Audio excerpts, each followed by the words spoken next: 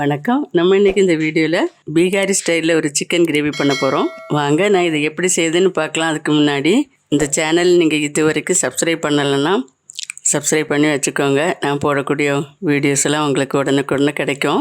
இந்த Bihari style chicken gravy பண்ணுறதுக்கு நான் ஒரு பாத்திரம் அடுப்பில் வச்சுருக்கேன். இதில் 3 டேபிள் ஸ்பூன் ஆயில் சேர்க்கலாம். இதில் 2 ஏலக்காய் தட்டி போட்டிருக்கேன், 5 கிராம்பு, 2 சின்ன பிரிஞ்சிலை, 1 துண்டு பட்டை, இதில் ஒரு 1/2 டீஸ்பூன் மஞ்சள்தூள் சேர்த்துடலாம் எண்ணெயில். இப்போது 3/4 கிலோ சிக்கன் நான் கழுவி எடுத்து வச்சுருக்கேன். இதை இதில் சேர்த்துடலாம்.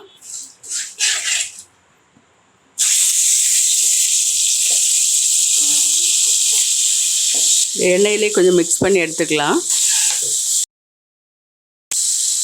இதில் ஒரு 1/2 டீஸ்பூன் உப்பு சேர்க்குறேன். இது என்ன ஒரு 2 நிமிஷம் இது மாதிரி வதக்கி எடுத்துக்கலாம். இப்போ இதை நம்ம எடுத்துடலாம்.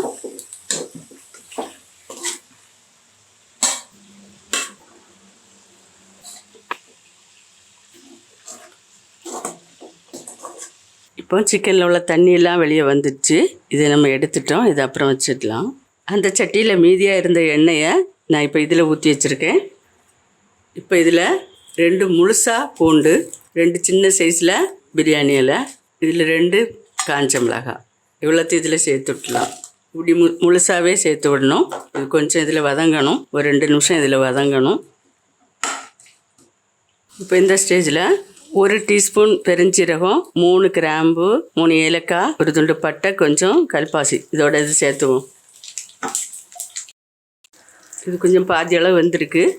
இப்போது 2 மீடியம் சைஸில் வெங்காயம் நீள வாக்கில் கட் பண்ணி வச்சுருக்கேன். இதை இதில் சேர்க்குறேன். இதே நல்லா வதக்கி எடுத்துக்கலாம்.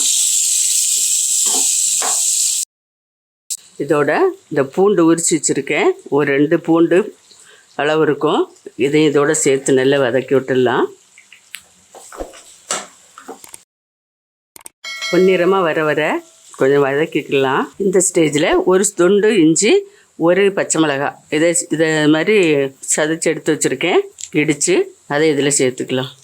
இதே நல்லா கலந்து விட்டுலாம். கொஞ்சம் 1 டீஸ்பூன் மிளகாத்தூள், 2 டீஸ்பூன் மல்லித்தூள், 1 டீஸ்பூன் சிக்கன் மசாலா தூள் இதெல்லாம் இதில் சேர்த்து விட்டுலாம். சேர்த்து இதை நல்லா மிக்ஸ் பண்ணிடலாம். இப்போ இதில் ஒரு 3/4 டீஸ்பூன் அளவு உப்பு சேர்க்குறேன். சேர்த்து நல்லா கலந்துடலாம். இப்போ இது கூட 1 கப்பு தண்ணி சேர்த்து விட்டுடலாம்.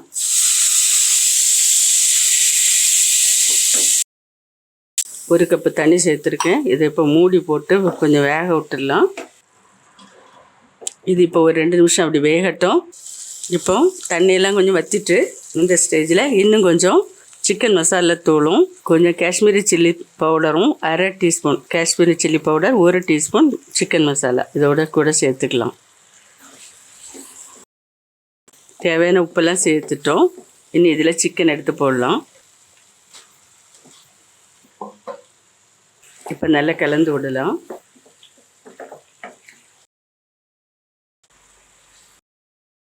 இப்போ கரண்ட் போயிட்டு அதனால் லைட் வெளிச்சம் கொஞ்சம் கம்மியாக இருக்குது. இந்த பாருங்கள், இது மாதிரி இந்த ஸ்டேஜில் இனி 2 கப்பு தண்ணி சேர்த்துடலாம். கிரேவிக்கு தேவையான தண்ணியை நம்ம சேர்த்து விட்டுடலாம். நான் 2 கப்பு தண்ணி சேர்க்குறேன்.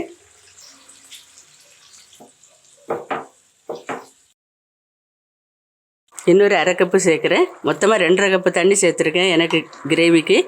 நீங்கள் எந்த அளவில் சேர்க்கணுமோ அதை பார்த்து சேர்த்துக்கோங்க. இது இன்னும் மூடி போட்டுடலாம். மூடி போட்டு ஒரு 10 நிமிஷம் வேக விட்டுடலாம். இப்போ மீடியம் தீயில் வச்சுக்கலாம். கொஞ்சம் குறைச்சி வச்சுட்டு ஒரு 10 நிமிஷம் இருக்கட்டும். மறுபடியும் நம்ம பார்க்கலாம். இப்போ 10 நிமிஷம் கொஞ்சம் தண்ணியெல்லாம் கொஞ்சம் வற்றி இருக்குது.